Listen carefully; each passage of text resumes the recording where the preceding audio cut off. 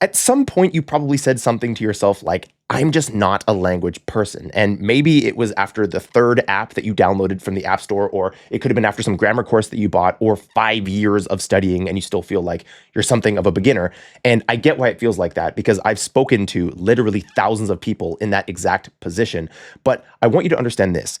That's actually the most comfortable lie in all of language learning. And I'm going to break down why you think you're bad at this. Then I'm going to give you proof that you're not. And I'm going to show you what was broken the entire time, because honestly, it was never you. And yeah, let me just show you what I mean. So you think you're just bad at this. And I get it. You think you're just bad at this because you were handed a teaspoon and told to go empty a pool, which obviously that's going to take a long time. So you're just given the wrong thing. But you're not bad at languages. You were just given the wrong tool. Now, for anyone who's watched my videos recently, and I talk about how the method is important, but it's not the most important thing in the world, and sometimes it's just really about adherence. If you're someone who thinks you're bad at languages, I hate to break it down to you, I should say, but in this case, it probably was the method, honestly. It probably was. So we're going to go into that. So again, like I just mentioned, here's what this video is going to cover for you. First thing is why you think you're bad at this, proof that you already did the impossible, and what was actually broken the whole time, and show you that the idea that there are language people, or there are these people that are super good at languages and people that aren't, is a complete myth that I don't know where you picked that up, but a lot of people, including myself in the past, seem to have picked up. So let's just go through. So 3 questions, and they're going to unlock as we go, as they always do. So the talent alibi, this idea that the talent is the big thing here. You say, I'm just not a language person, which is nonsense, but whatever. We're going to get past that. And the most comfortable reason to quit, which is the talent alibi, the idea that, I'm just not good at languages. So why you think you're bad at this? Let me guess. Let me just step into your head here for a second, okay? Well, you think that you lack talent. Well, that's not the case. No, you don't lack talent. You lack a reason to keep going. And it might sound gushy and rainbows and unicorns and whatever, but we have to get through this first before we get to the tactical stuff. And this is true, okay? So when it gets hard, as you can see, you basically just tell yourself, okay, I'm not a language person. And then what happens? You can quit guilt-free. You allow yourself to quit because you don't have this gene that other people have. And so, it's just not for you. You quit, okay? But if you say my method's off, you're like, okay, what I'm doing to keep going is obviously not the right thing. Then you can adjust and keep climbing. And as we all know, language learning is not a sprint, it's a marathon. Now, of course, we can make this marathon a little shorter by doing things the right way and adhering to those right systems, but it's still a long time, right? Compared to some other pursuits.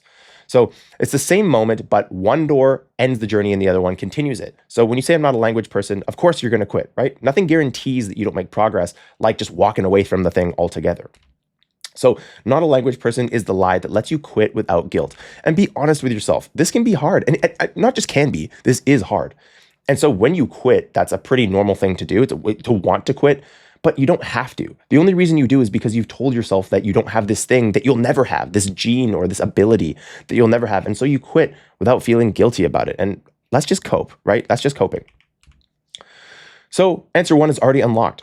Why you think you're bad at this? Well, it's not a diagnosis. It's an exit that you handed yourself. It's a bunch of cope. But so now let's go on to the proof that you actually already did this, and you are great at this, actually. And you're designed to be great at this, I'll add. Okay, proof you already did the impossible. You acquired an entire language before you could read. You acquired English. If you're understanding me right now and you're an English native speaker, then you acquired that before you could read. You learned to read by people explaining to you what to do in English. Okay, so your first language acquired fully, right? You're incredible at it. And special talent used? Absolutely none and 0, because everyone in your class did the same thing, basically at the same speed, like more or less, okay? Same brain, same machine, it already won once. If you acquired your first language, you can acquire another. Now, for those of you that are saying, oh, I'm too old or I'm too young or whatever it is to learn a language, I mean, I doubt anyone's saying I'm too young, but for anyone who's talking about their age, I have many videos on my channel that talk about why age and learning a language is basically nonsense. And you don't even need to listen to me. There are so many creators out there. Probably the biggest language learner creator out there. You probably know who I'm talking about, Steve Kaufman. He's in his 70s or 80s. I'm not totally sure. But the point is he's acquiring tons of languages. And he's one of the best proponents of the idea that it kind of means nothing. Age means very little. Of course, at a certain point, it's going to mean something. But if you're watching this video right now, the chances that it means anything to you is like very, very slim. So the excuse said out loud. You'd never say, I'm not a motion person, right? You'd never say that, I'm not a motion person. Because walking, you fell 1,000 times. You didn't quit. Talking, you babbled nonsense for years and nobody judged you. okay? And then the machine, a pattern recognition brain built for language. Let me just talk about this for a second. And I've mentioned this in other videos, but it's important to mention this. The same way as when you eat a cheeseburger, it tastes really, really good, okay? Or when you go and do some physical activity with a partner that you're attracted to, right? I'm not going to, leave that off the channel here for YouTube, but you get what I'm saying. When you engage in those sorts of things, they feel good. Now, the reason they feel good is because they're expedient to our survival, okay? It helps us survive. We can reproduce, and then we have more of our species. Or when we eat a cheeseburger, high calories, okay? That signals our own survival. But those two ways of feeling good, right? That special physical activity, and also eating a cheeseburger, they both feel good, but in different ways, because they suggest and they promote our survival in different ways. Well, language learning, I would argue, is similar. When you can speak a language, it feels good because, again, we're better as a tribe or as a group than as individuals. And so that's a third new interesting way of feeling good. And our brains are designed to seek all these things out and be good at all these things, be good at finding these things anyway.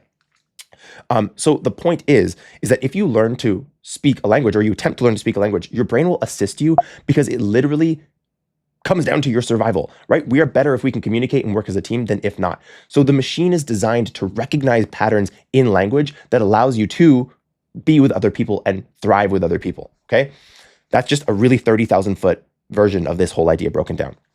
So the verdict here, it's already installed and you've used it once. This skill that, is not required, this special, unique skill, either is not required because basically everyone has done it, or it is required and everyone has it because everyone's done it. You're listening to this language right now, right? You understand it. You've done it.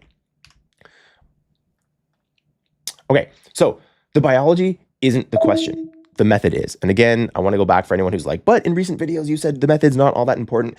Yeah, that's true. But for this group of people, the people who are saying to themselves, I'm not a language person, yes, the method can be very, very, very important, okay?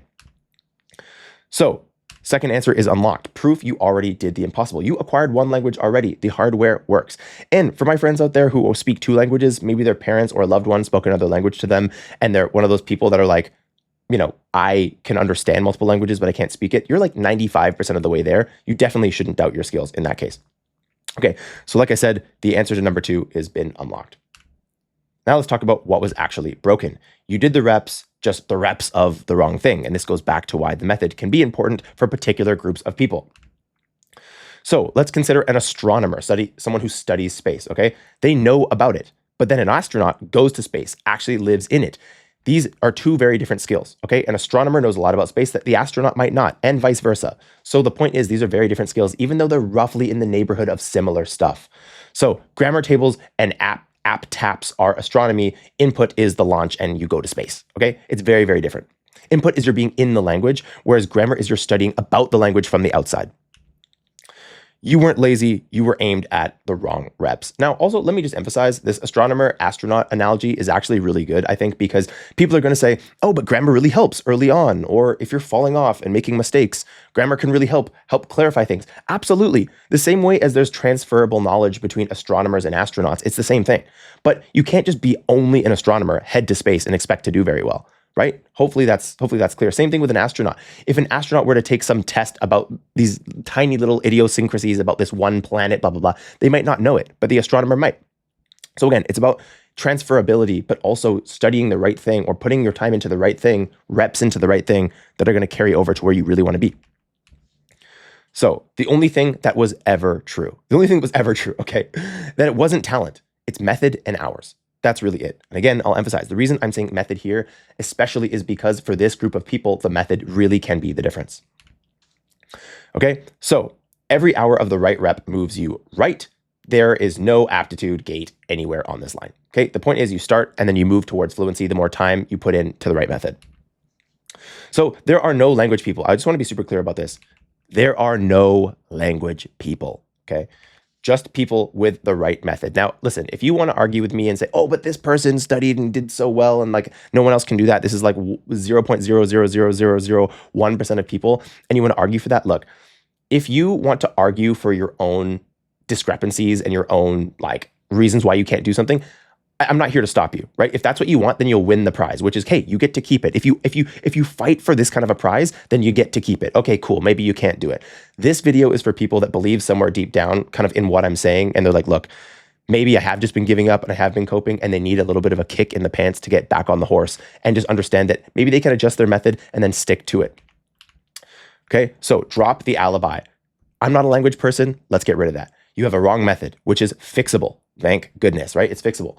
Okay, why you think you're bad at this is an exit you handed yourself. You said, oh, I'm not good at languages, so I can put this admittedly difficult pursuit down. Proof you already did the impossible is you acquired a whole language once. You did it. And I don't want to hear this nonsense of, oh, I was a baby and all this stuff. Yeah, okay, if that's what you think, go and watch my video about the 15,000 hours that babies have to get to a level that moderately resembles an adult who intensively studies a language for a year or two. Okay, next.